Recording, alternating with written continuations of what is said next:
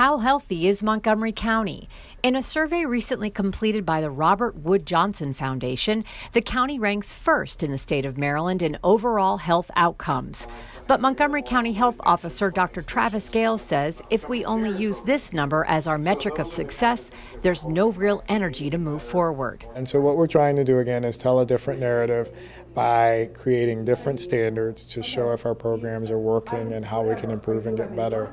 And when we break that overall number down, we know that not everyone in the county celebrates those great outcomes.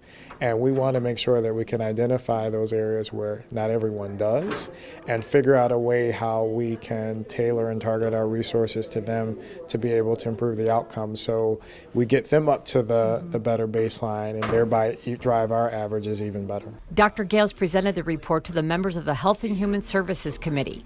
It also included a snapshot of how health is influenced by where we live and work, ranking communities within Montgomery County by zip code. Some of those results came as a surprise. For example, quality of life, where the communities of Olney and Ashton came in at the bottom of the list. We have great data, which is a starting point. We have to build a broad coalition of our public, private, and nonprofit sectors to come together collectively around not just the areas of health, but also economic development, transportation, and infrastructure issues.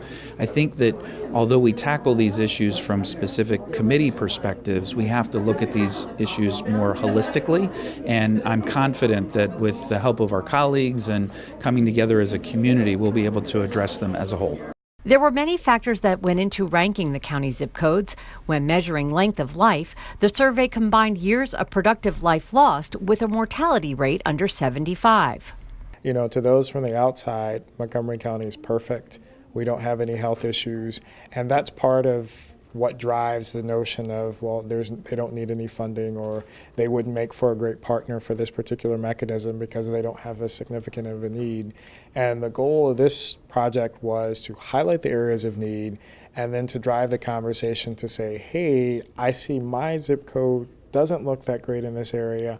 How can we actually talk about coming up with some ideas and strategies to figure out why and then how we can make it better. Just the vast difference, the fact that somebody living in Potomac has a life expectancy of 90 and the fact that somebody living in Montgomery Village has a life expectancy closer to 70 or 75, I mean, just within our 400 square miles as a community is shocking.